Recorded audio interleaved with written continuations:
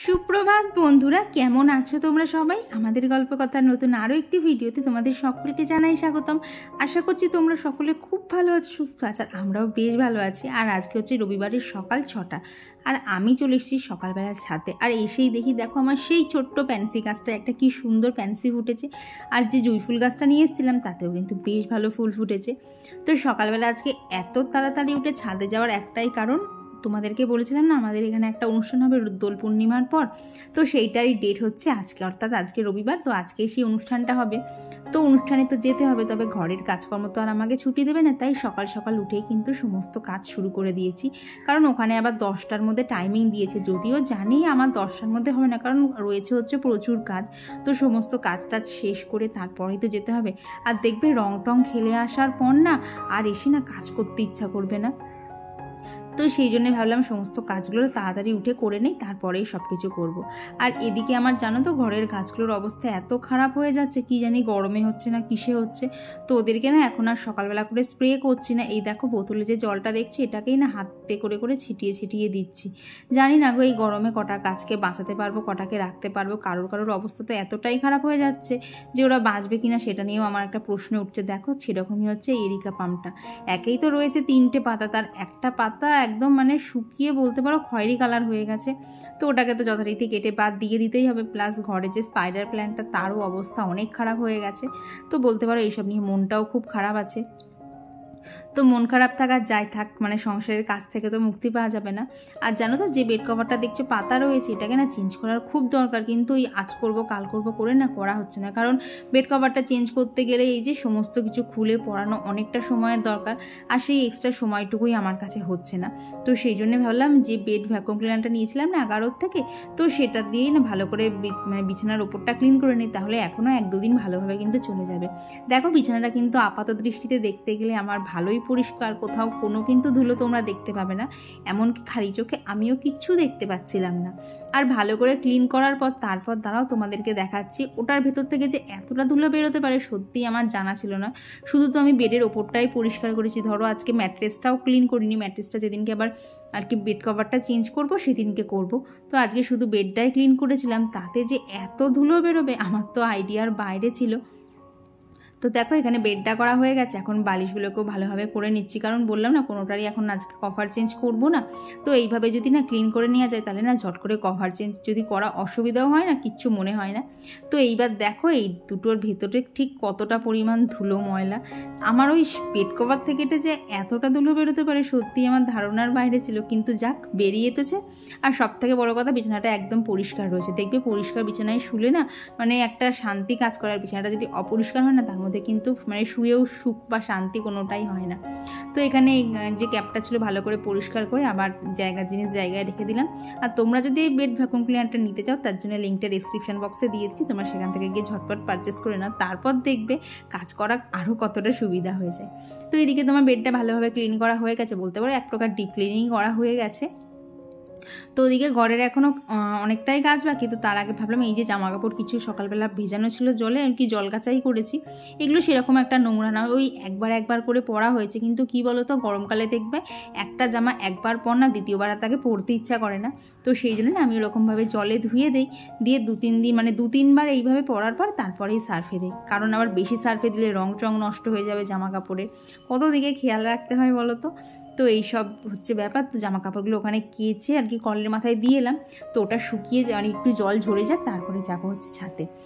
গতদিন আমি তো আমাদের বাড়িতে যে সত্যনারায়ণ পুজো হয়েছে তার ভিডিও শেয়ার করেছিলাম, আর রাধা মাধবকে সুন্দর দেখে একটা সাদা পোশাক পরিয়েছিলাম, সেটাতে তোমরা এত ভালোবাসা দিয়েছো আর এত কমেন্ট করেছো।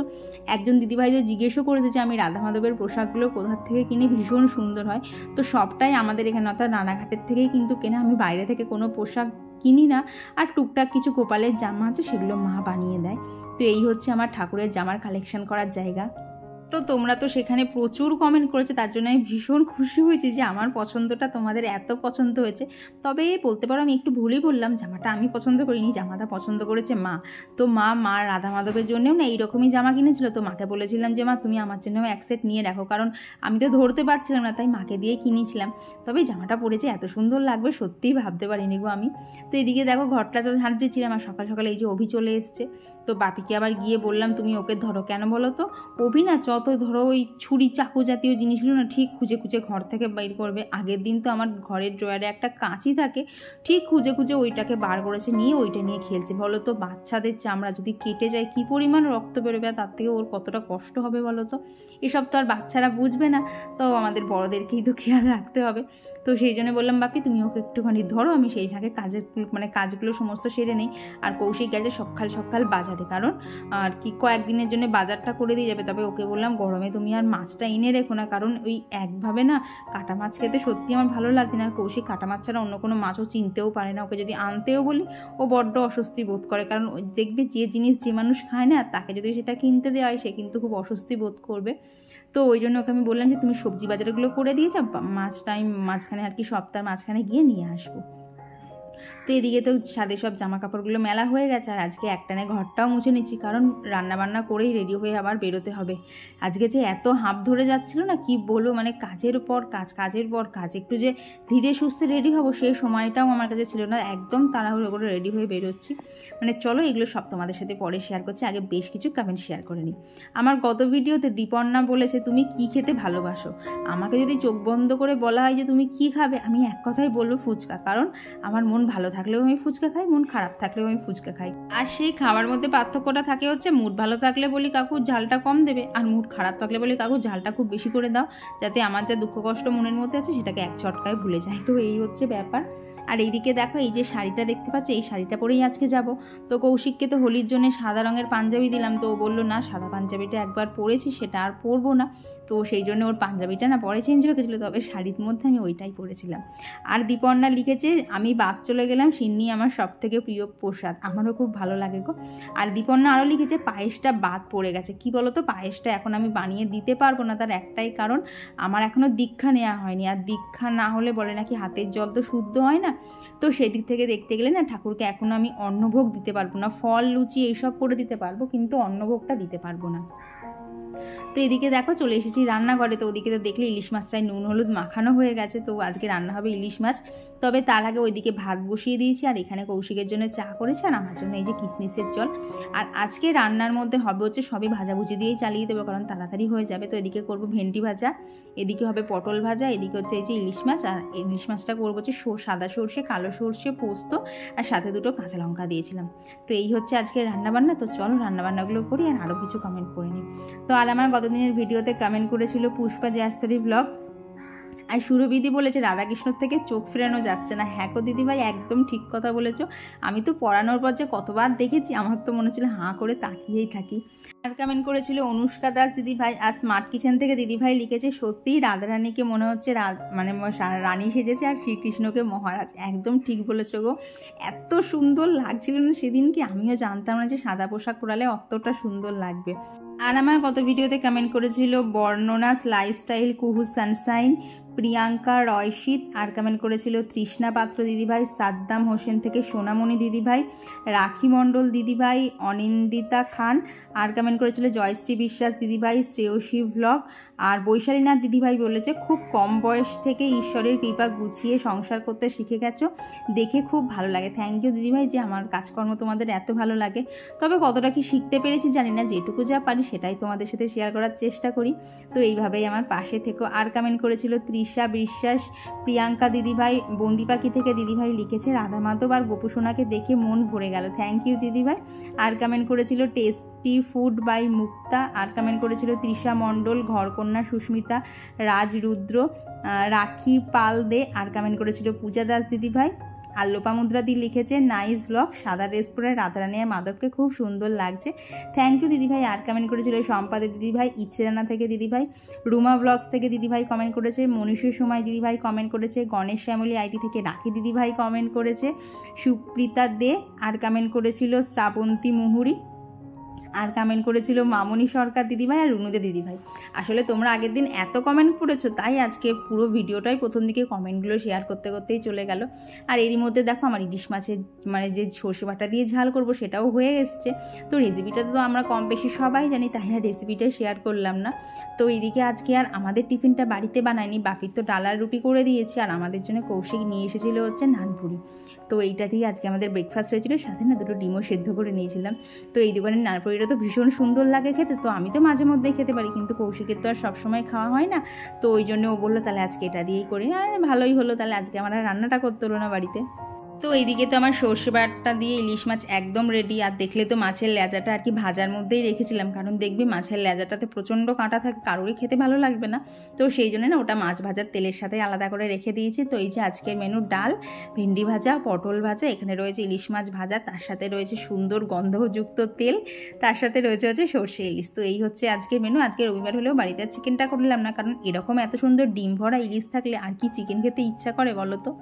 তো তারপর স্নান টান করে উপরের ঘর তো সকালেই মোছা হয়ে গেছিলো, তারপরে স্নান টান করে যে ঠাকুরের এখানে চলে এসেছি। তো আজকে তো প্রায় 2.5 দিন হয়ে গেছে। তো বাউন মশাই বলেছিল যে সমস্ত কিছু গুছিয়ে তুলে রাখতে, তো উনি এসে নিয়ে যাবেন। তো সেই মতোই দেখো স্নান করে আগে সব কিছু আগে মানে তুলে দিচ্ছি, তারপরেই ওখানে ঠাকুরকে পুজো দেবো। কারণ কি বলো তো, সামনে তো জলচৌকিটা ছিল, তাই কাজ করতেও না একটু অসুবিধাই হচ্ছিল। তো দেখলাম তুলতে যতক্ষণ হবে আগে ভাগে তুলে ফেলাই ভালো। আর বলতে পারো এই সব কাজগুলো করতে গিয়েই আমার সব দেরি হয়ে গেছে। কি বলো তো, একার সংসারে সমস্ত কিছু না করে তো কোথাও যাওয়াও যায় না, কি গেলেও নিশ্চিন্তে যাওয়া যাবে না যে বাড়ি আসলে এটা কাজ করতে হবে ওটা কাজ করতে হবে। তাই সমস্ত কাজ কিন্তু সেরে যাওয়াটাই আমার মনে হয় খুব করে ভালো হয়। তো এদিকে দেখো গাছ থেকেও অনেকগুলো ফুল তুলেছিলাম, আর কিছু গাঁদা ফুলও ছিল। তো সেইগুলো দিয়ে আজকে ঠাকুরকে সুন্দর করে সাজিয়ে নিয়েছি। আর রাধা মাধবকে ড্রেসটাও বাধ্য হয়েই চেঞ্জ করে দিতে হলো, কারণ ওই ড্রেসটাতে না পুরো আবির একদম ভরে গেছিলো। ওই সমস্ত কাজ শেষ হলে দেখো 10টায় যাওয়ার কথা, অলরেডি ঘড়িতে কাটায় 10টা বাজে। আর ট্রেনে উঠতে পারলাম না, কদিন ধরে যা যাচ্ছে যার জন্য তোমাদের সাথে ঠিকঠাক ভিডিও শেয়ার করতে পারছি না, গ্যাপ পড়ে যাচ্ছে। কী বলো তো, কী শ্যুট করবো কখন এডিট করবো সে বিন্দুমাত্র সময়টুকু নেই। এমনকি গতকাল হচ্ছে শনিবার ছিল, গতকাল সন্ধ্যেটাও পুরো ওইখানে আর কি প্যান্ডেল সাজাতে চলে গেছে। কীরম সাজিয়েছি চলো আগে ওখানে যাই, তারপর তোমাদেরকে দেখাচ্ছি। বেশ সুন্দর করে সবাই মিলে কাঁচা হাতে বেশ ভালো সাজানো হয়েছে। তো এখন শাড়ি তো পরতেই হবে, সকালবেলা দেখলে শাড়ি বার করেছি, কিন্তু এই যে আঁচল আর করতে পারছি না। এই হচ্ছে আঁচলের অবস্থা, দরজার উপর ফেলেছি, কোনো মতে আমি শাড়ি করতে পারছি না। তো ভাবলাম কিছু একটা করে জড়িয়ে মার ওখানে যাই, মা বললো মা দয়া করে আমার একটু পিনটা করে দাও, নাহলে আমি লোকসম্মুখে বেরোতে পারবো না। তো এই হচ্ছে অবস্থা। তো এখন আগে বেরোই, তারপর আবার বাড়ি এসে তো অনেক কাজে, জানো কতগুলো গাছ মারা গেছে। এই দেখো এইখানে এই সাইডে আর কি এই দিকের গাছটা মারা গেছে। তো জানি না কী করে কী হচ্ছে, আমার মন টন দিয়ে কিছু দিয়ে খারাপ, তাও ঠেলে চলছি। তো চলো এখন আগে রেডি হয়ে নিই, তারপর আবার কথা হচ্ছে। তো এই হচ্ছে আমার ফাইনাল লুক। বাড়িতে কাপড় পরতে পারিনি, মার কাছে আসলাম, তো মা এই যে কাপড়টা পরিয়ে দিয়েছে। তো চলো এখন আগে ওখানে যাই, এমনিতেই 10:30 শুরু হওয়ার কথা ছিল, 11টা বেজে গেছে। তো চলো এখন ওখানে যাই, তারপরে আবার কথা হচ্ছে। আর এরপরেই চলে এসেছে আমাদের বসন্ত উৎসব, যার নাম হচ্ছে উত্তর ফাল্গুনী। যেহেতু এটা দোল উৎসবের পরেই হচ্ছে, তাই এটার নাম হচ্ছে উত্তর ফাল্গুনী। আর এই অনুষ্ঠানটার চিন্তা ভাবনা থেকে শুরু করে এই যে উত্তর ফাল্গুনীর নাম, সবটাই সমস্ত ক্রেডিটই হচ্ছে এই যে তোমরা সামনে এখন যাকে দেখতে পাচ্ছ অর্পিতাদির মাথার থেকেই কিন্তু এত সুন্দর একটা আইডিয়া পেরেছিল, যার ফলে আমরা প্রচুর আনন্দ করেছি আজকে। আর প্রথমেই না সবাই মিলে একটা সমবেত সঙ্গীতের মধ্যে দিয়েই আমাদের অনুষ্ঠানটার সূচনা হয়েছিল। আর দেখো এখানে কিন্তু প্রচুর লোক এসেছে আজকে। মৌমাছি ফিরে যাচ্ছে ফুলের দক্ষিণা, পাখার বাজায় তার ভিখারির ভিনা, মৌমাছি ফিরে যাচ্ছে ফুলের দক্ষিণা। তবে তোমাদের কাছে একটাই কথা বলার, এই অনুষ্ঠানটার মধ্যে হয়তো অনেক ভুল ত্রুটি থাকবে, আমরা হয়তো কেউই প্রফেশনাল সিঙ্গার না, তবে এই যে সবাই মিলে একসাথে যে আনন্দটা আজকে করেছিলাম সেটার বলতে পারো সেটা একদম অন্য রকম ছিল। এখানে অনেক কিছু অনুষ্ঠান ছিল, তার মধ্যে ছিল প্রথমেই ছোটদের আবৃত্তি। তো এখানে আবৃত্তি ছিল, তারপর এই যে এখানে গানও হচ্ছিল, এরপরে ছিল বাচ্চাদের নাচ, আর তারপরে ছিল আমাদের যে অর্পিতাদি দেখলে অর্পিতাদিরই ছোট্ট পুত্র আদর। তো এখানে আদর একটা কবিতাও বলেছিল, ওইটুকু ছোট্ট বাচ্চা জানো পুরো হাট কবিতাটা বলেছে। কতটা ভালো লাগছিল শুনতে। আর তারপরে ছিল হচ্ছে এখানে যোগাও ছিল। তো এগুলো কিছুই আর আমি মানে সবটাই ভয়েস দিতে হলো, কারণ না পাশে ফ্যান চলছিল, তো কথাগুলো একদমই ভালোভাবে উঠছিল না বলতে পারো। প্রথম প্রচেষ্টা তো, তাই অনেক ভুল ত্রুটি ছিল, তবে সামনেবার অনেকটাই আর ইচ্ছা আছে আরও গুছিয়ে করার। তো এরই মধ্যে আমাদের চায়ের ব্রেকও হয়ে গেছে। তারপরে এখানে অর্পিতা দি, আর এটা হচ্ছে অর্পিতা দি হচ্ছে ননদ হয়, তো ওদেরই একটা নাচের পারফরমেন্সও ছিল। আর তোমাদেরকে বলেছিলাম আমার হয়তো বা একটা নাচের পারফরমেন্স থাকতে পারে, তবে সত্যি কথা বলতে এবার আর হয়ে ওঠেনি। নেক্সট টাইম ট্রাই করব। কি বলো তো, নাচতে পারি না তো একটু ভয় ভয় লাগছিলো, তো সেই ভয় থেকে এবার আর করলাম না। নেক্সট টাইম অবশ্যই তোমাদের সাথে শেয়ার করব। তো এখানে বসে বসে প্রোগ্রামই দেখছিলাম, আর এখন আমাদের প্রোগ্রাম প্রায় শেষের দিকে। এখন এখানে গীতি আলেখ্য চলছে, তো এখানে সবাই মিলে আর কি ডিকটেট করছিল। তারপরে ছিল আমাদের অনুষ্ঠানের একদম শেষাংশে সবাই মিলে আরও একটি গান।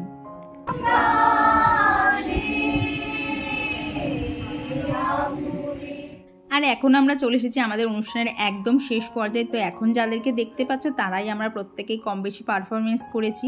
তো এখানেই কথাবার্তা চলছিল যে ইচ্ছা আছে সামনেবার আরও বড় করে আরও অনেক মানুষকে ডাকার। তো প্রথম তো অতটা অ্যারেঞ্জ করে উঠতে পারিনি সবাই মিলে, তবে যতটা অ্যারেঞ্জ করেছি তাতে যা আনন্দ হয়েছিল সত্যি খুব বিভৎস আনন্দ করেছিলাম। তো এখানে এখন অনুষ্ঠান শেষে সবাইকে আবির মাখানো চলছিল। তো দোলের দিন আমি যতটা আনন্দ করেছি তার থেকে কিন্তু আজকে আমার আনন্দটা হয়েছে অনেক বেশি। কি বলো তো, বাড়ির মধ্যে থাকলে না এমন একটা কাজের প্রেশার থাকে, সেখানে না মন খুলে আনন্দও করা যায় না। হাত মোছার জায়গা পাচ্ছি না, গালটাই হাত মোছার একদম পারফেক্ট। আর এরপর অনুষ্ঠান শেষে আমাদের সবার জন্য ছিল হচ্ছে টিফিনের প্যাকেট। তো টিফিনের প্যাকেটের মধ্যে দাঁড়াও দেখাচ্ছি কি ছিল। তো এখানে রয়েছে হচ্ছে একটা কেক, তার সাথে ছিল ফ্রুটি, আর ওই দেখো কোনায় আছে লাড্ডু, আর ছিল একটা ভুজিয়ার প্যাকেট। তো হাতের তো অবস্থা খারাপ, আর কি প্রচুর আবির টাবির মাখা হয়েছে। তো চলো আজকের মতো এই অনুষ্ঠানটা এখানেই শেষ হয়ে গেল। আরও বেশ কিছু আমরা ফটো তুলেছিলাম, সেগুলোই তোমাদেরকে আজকে শেয়ার করে দিলাম, কারণ এত সুন্দর মুহূর্ত তো বারবার আসে না, একবার আসলে আবার সামনের বছরের জন্য ওয়েট করে থাকতে হবে। তো আমাদের সবাইকে কেমন লাগছে অবশ্যই জানিও। তো এই অনুষ্ঠানটা তোমাদের কেমন লাগলো সেটাও কিন্তু অবশ্যই জানিও। তো চলো এরপর চলে গেছিলাম হচ্ছে সোজা বাড়ি। তো এই বাড়ি এলাম, আর বাজে হচ্ছে 10 না সরি 2 বাজতে 10। উল্টো দিক থেকে দেখি পুরো তাই মনে হচ্ছে। আরে রাখো না, পরে করছি। কৌশিক তো এসেই সমস্ত কিছু গোছাতে লেগে গেছে। তো সেদিনকে তো সেইভাবে আবির টাবির খেলাই হয়নি, বাট আজকে দারুণ মজা করে খেলেছি। আর তার তো বেশ কিছু ফটো তোমাদের সাথে শেয়ার করলাম। বিশাল মজা হয়েছে, হয়তো অনুষ্ঠানটা অল্প সময় কিন্তু মজা হয়েছে বিভৎস। আর এই হচ্ছে শাড়িটার অবস্থা সেরকম একটা পরেনি, তো এখন মুখ চোখগুলো ধুয়ে আসি।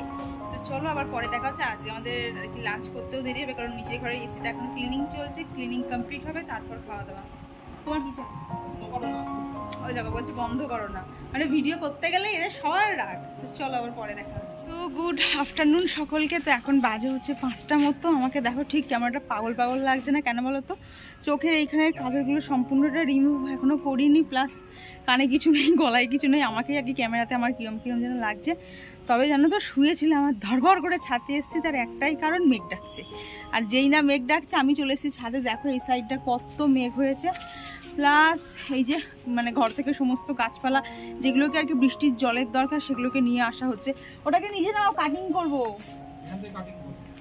কি করবো বলো তো? দেখো এই গাছটা না আর কি ওপর দিকটা কেমন হয়ে গেছে, ওপরের দিকে কিছু নেই, নিচটা এরকম। তো মার এটা যেরকম যে গাছটা ছিল মা দেখলাম কাটিং করেছে, তো আমিও নিয়ে এলাম কাটিং করেছি। তার কারণে এই দেখো কিরম মেঘটা করেছে। তো ওয়েদারে তো দেখাচ্ছে বৃষ্টি হবে, তো সেই আশায় আপাতত কেটে দিই, তারপর বাকিটা কালকে দেখা যাবে। দাঁড়া তোমাদেরকে ব্যাকে দেখাই, তারপর তোমরা বুঝতে পারবে মানে ঠিক কতটা মেঘ করেছে। তবে জানো তো এত সুন্দর মেঘ দেখে তো আশা করেছিলাম বৃষ্টি হবে, যার জন্য ছাদ ঘরের থেকে অনেক কটা গাছে নিয়ে চলে এসেছিলাম, কিন্তু বিন্দুমাত্র বৃষ্টি হয়নি। আধ ঘন্টা পর মেঘটা উড়ে চলে গেছিলো, সেটা দেখে আমার ভীষণ দুঃখ হচ্ছিলো। ভাবলাম গাছগুলো একটু বৃষ্টির জল পাবে, তো সেটা আর হলো না। তো দেখো এই দিকের গাছটার অবস্থা তো খুব খারাপ হয়ে গেল। তো মা বললো কিছুটা তাহলে কাটিং করে দে। তো কাটিং করে না আর কি আবার নতুন করে এখানে গাছ বসিয়ে দিলাম। আর এই দেখো ডায়ান্থাসের বীজ ফেলেছিলাম, সেই বীজ থেকেও 2টো গাছ বেরিয়েছে। তো পুরনো ডায়ান্থাস গাছটা তুলে ফেলে দিয়েছি, দিয়ে আবার নতুন করে গাছ বসালাম। জানি না কতটা কি ফুল হবে, তবে বসিয়ে রাখলাম। তারপর সন্ধ্যেবেলা সন্ধ্যে দেওয়া, তারপরে খাওয়া দাওয়া সমস্ত কিছু কমপ্লিট করে এই যে এখানে কৌশিকের যে জামা কাপড়গুলো প্যাক করতে হবে সেগুলোকে গুছিয়ে দিলাম। আর তারপরে বসে দুজনে মিলে দিলখুশটাই খাচ্ছিলাম। মানে এই কদিন কৌশিক পারছিল, কোথা দিয়ে যে সময়টা কেটে গেল বোঝাই গেল না। তো খাওয়া দাওয়া কমপ্লিট করে জাস্ট ঘরে এলাম। মাঝখানে আর কোনো ভিডিও করতে পারিনি, কারণ শরীরটা আমার প্রচণ্ড খারাপ লাগছিল। তো এই দেখো বাজে হচ্ছে 11:25 আর কি।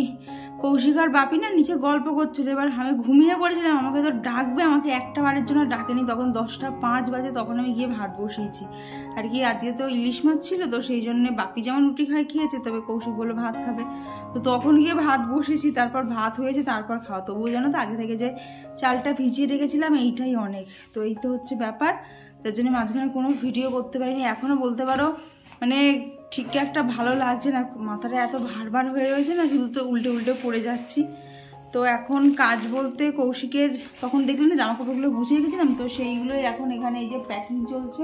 তো এখানে ব্যাগের মধ্যে ওর যা আর কি শুকনো খাবার নেওয়া, তো সেইগুলোই ওরম করে নিচ্ছে, সমস্তটা পরে ছড়াবে। তো এইসব গোছানো গাছানো হবে, প্লাস এইখানে তো শুকনো খাবার নিচ্ছে, তারপর ওখানে এখনও আর কি জামা কাপড়গুলো ভরা হবে। মানে শুতে শুতে আবার 12টা, আবার ওদিকে 4টের সময় উঠতে হবে, না তো আবার ট্রেন পাবে না। মানে ও যখন বাড়ি থাকে না 3-4টে দিন যে কোথা দিয়ে কেটে যায় বোঝা যায় না, আর যখন বাড়ি থাকে না তখন যেন সময়গুলো কাটতে যায় না। তো চলো আজকের ভিডিওটা এখানেই লাগছে। ভিডিওটা তোমাদের কেমন লাগলো অবশ্যই জানিও, আর আমাদের উত্তর ফাল্গুন অনুষ্ঠান কেমন লাগলো সেটাও কিন্তু অবশ্যই জানিও। এইবার প্রথম আর কি শুরু করা হলো, আস্তে আস্তে ইচ্ছা আছে, আস্তে আস্তে জিনিসটা আরও অনেকটা বড় হবে, আরও লোকের সমাগম হবে।